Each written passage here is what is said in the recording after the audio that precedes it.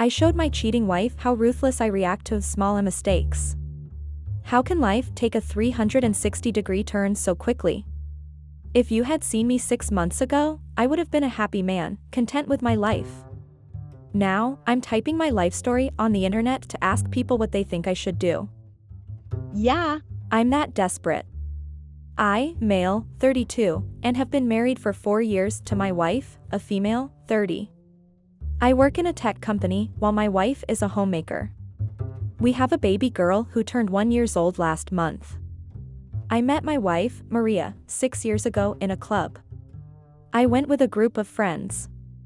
We casually started talking to each other and then danced together for a while.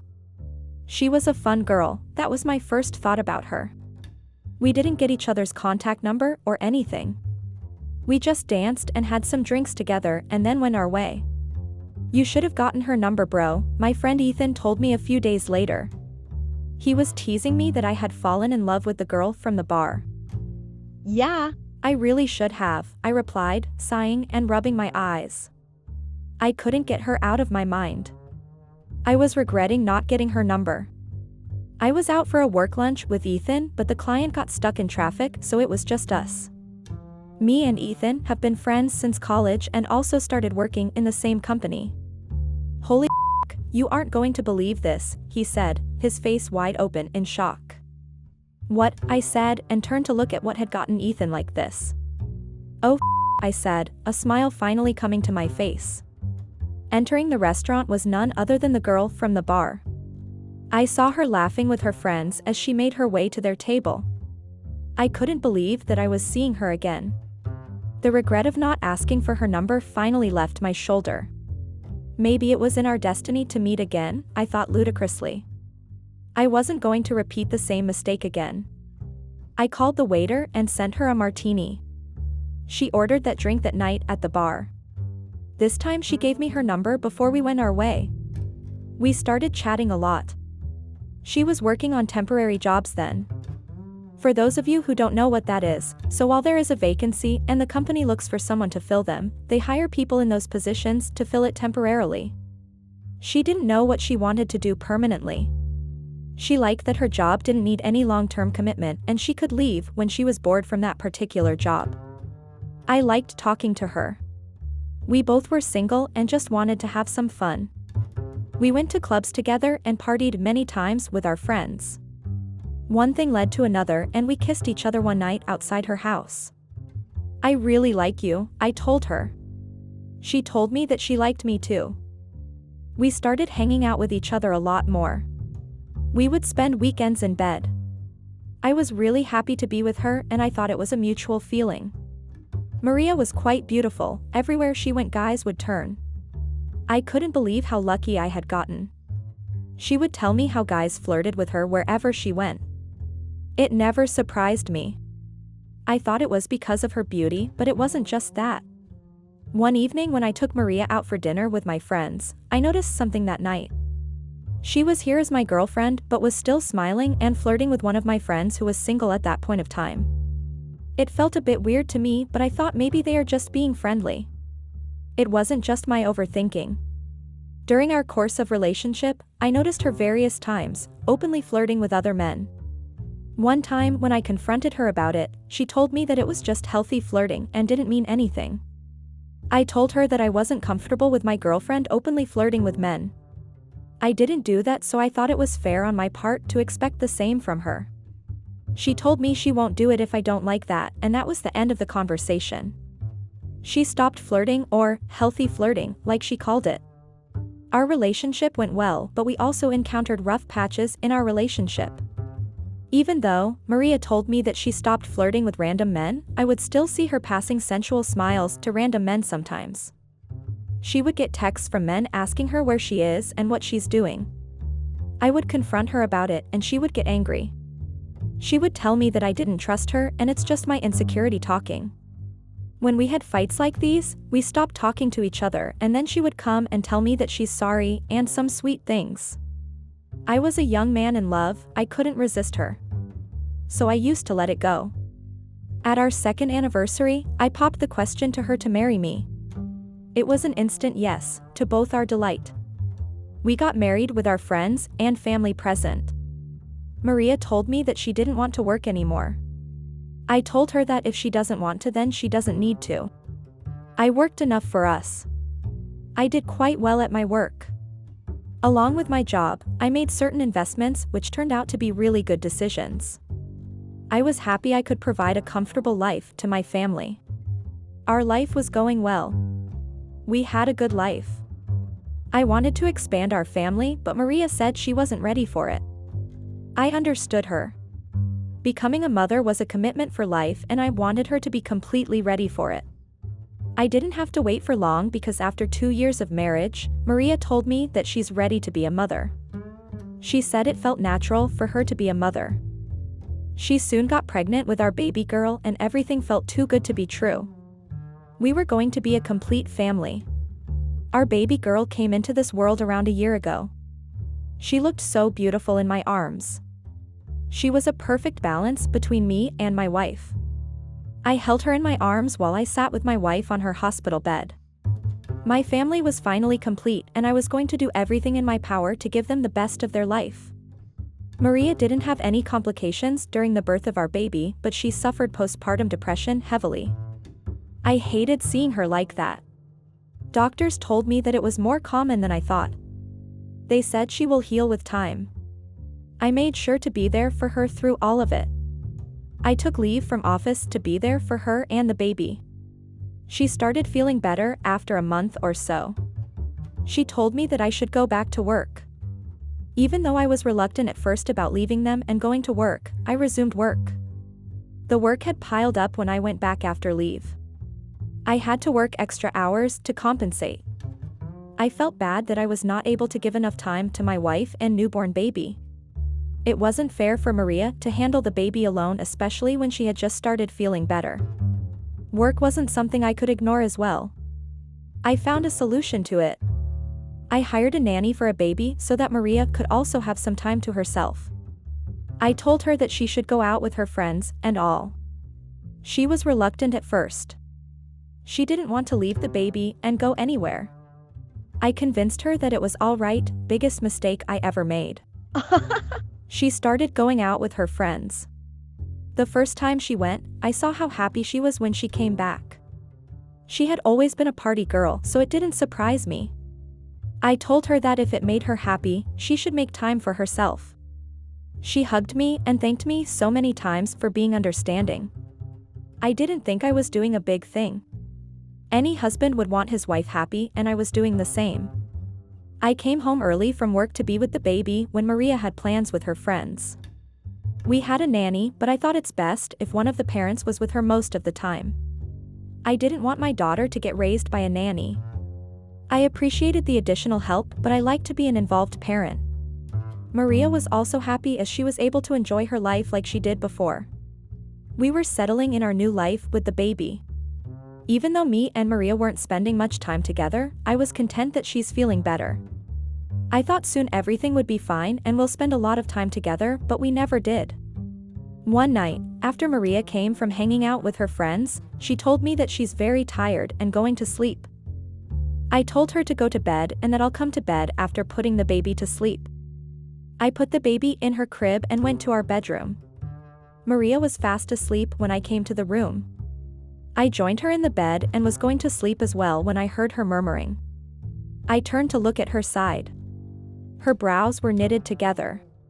She did that when she dreamt of something. She was calling someone in her dream. Jack, she said. It wasn't me. I didn't even know any Jack.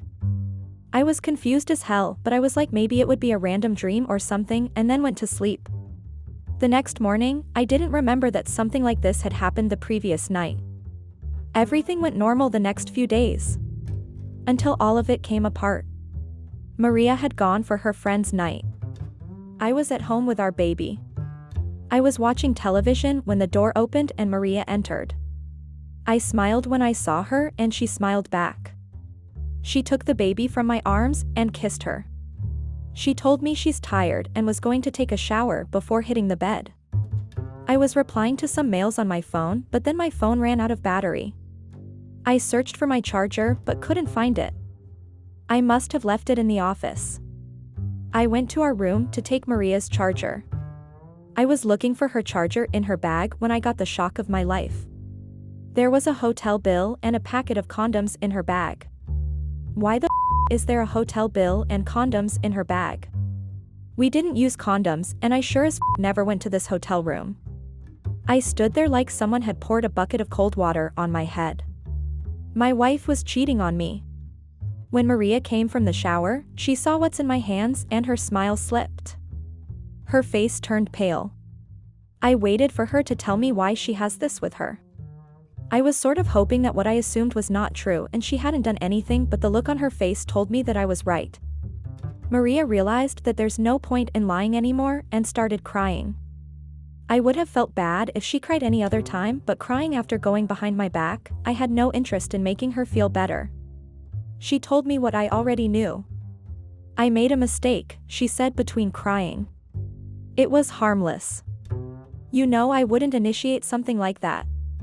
I kept looking at her. She continued talking then. She told me how her friends go to the same bar every time. She told me that the bartender kept flirting with her. She didn't flirt back with him at first, but he didn't give up. I thought it would be just harmless flirting, she told me silently. What happened next? I asked in a neutral voice. She said she didn't expect her flirting to lead anywhere. She thought it would be fun to do for the old time's sake. He kissed me, she whispered. Her words were breaking something inside of me. Then? I asked. We were alone at that time. All my friends had left and I thought I'll have one more drink and then call the driver. But suddenly he was so close to me, he thought I was interested in him because I flirted, then he kissed me and I couldn't stop him, she said as if having a word vomit. What do you mean, you couldn't stop him? I asked. Her words sound ridiculous. I kissed him back and I don't know what happened before he took me to a room of that hotel, she said without meeting my eyes. I knew I wasn't going to like this, but I didn't think her words were going to hurt like this. You slept with him, I summarized for her. She continued explaining her cheating to me. I don't know what I was thinking. It was completely irrational. Please forgive me. It only happened once. It was a small mistake. What's his name? I asked her. Jack, she whispered. She was dreaming about this guy in our bed. I didn't know what to say to her. The nerves of this woman. She had the galls to sleep with a random dude at the bar and then to come home and tell me that it was a small mistake. Small mistake, my foot. She knew bloody well what she was doing. My anger was taking over me and I didn't want to say anything to her. I told her I'm going to sleep in the guest room and then left her in the room. This happened 2 days ago. Now I'm avoiding her. I stay at the office till late and leave home early in the morning. I don't know how to deal with this mess. Kind people on Reddit, if you know what I should do, please tell me. I literally have no idea how to handle this. Update. It has been 2 weeks since that night when I found out Maria cheated on me. Like I said here, I was avoiding her initially because I didn't want to look in her eyes. Days passed and I kept doing just that until I couldn't take it anymore. I went to a bar and got drunk like I had never been before. I didn't get drunk like that even when I was a teenager. I decided that I was going to show my wife the consequence of her small mistake. I caught the eye of the woman giving me a smile. Usually I would have ignored it, but not that day. It was pay time. I took that woman home. I opened the door and took that woman inside. I made a grand gesture of welcoming her in and took her to the living room. My wife was avoiding being in the living room when I was there, or any room for that matter. But I knew Maria was watching. I asked the woman to kiss me and she obliged happily. I let her continue the kiss knowing my wife is watching me with another woman's mouth on my mouth. I wanted Maria to see this. I wanted her heart to hurt just like mine did when she told me that she slept with another man. I could hear Maria crying, but you reap what you sow. She deserved this pain. She caused this mess in our home. I stopped the woman when I heard my daughter crying and told her to leave politely. She made a pout but left grudgingly. I went to the baby's crib and took my daughter in my arms. She stopped crying after a little bit. She gave me so much peace. I put her to sleep and went back to the living room. Maria was there. Her face covered her hands. I know you wanted me to see that. I didn't reply and then went to the guest room. The next morning I woke up with a bitch of a hangover. I went to the kitchen to get something when I saw that Maria was making coffee. Even seeing her filled me with anger. That's why it was best to avoid her. I made this for your hangover, she said as she passed me some green liquid. My head was throbbing, but I didn't need her help. Don't act like my wife now. But I'm your wife, she said like my words had hurt her. Oh really? Didn't remember that when you slept with another man. Did you? I didn't have time for her drama.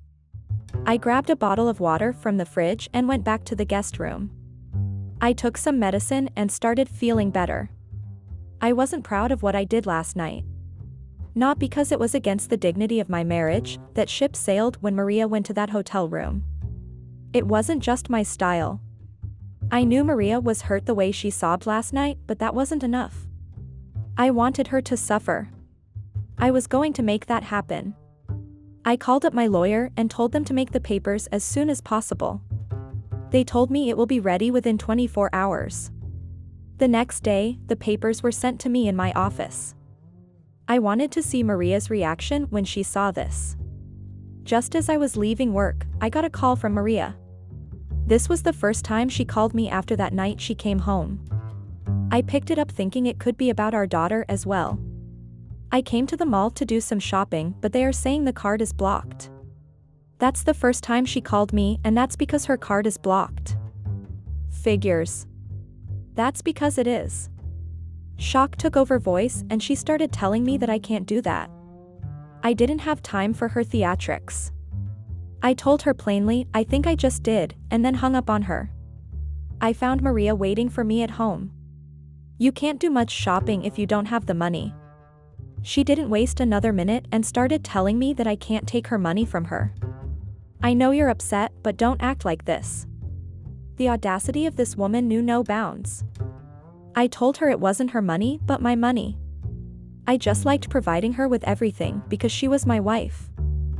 I don't want to spend anymore on a bitch like you, I told her.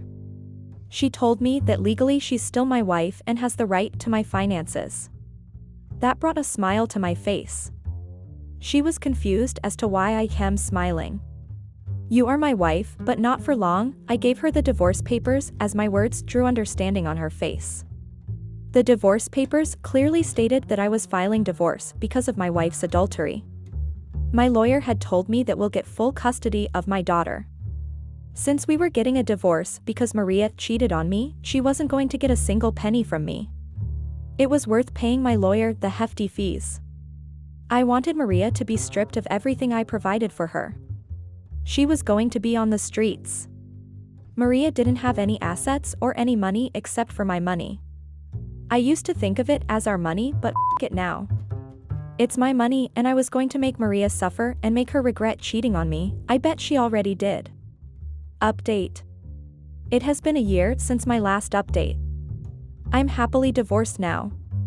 I have full custody of my daughter and I didn't have to pay anything to Maria, thanks to the loopholes my lawyers provided. Maria moved out from the house a year ago. When she was taking her jewelry and her designer clothes, my lawyer, who was present that day with 2 of his assistants, told her that she cannot take it out of the house as it belonged to me. The shock on her face was so worth it. She left everything and was about to leave when I stopped her. She looked at me with hope, like I'll give her all that. But she was mistaken. I told her that she forgot her ring. It was a 3-carat diamond. I wasn't going to let that bitch keep it. I don't think this means anything to you since our marriage never did either, I said as I took the ring from her and threw it in the fireplace. Why did you do that? She asked like she couldn't believe her eyes. I didn't want you to have it. Doesn't mean I'm going to keep it, I said calmly.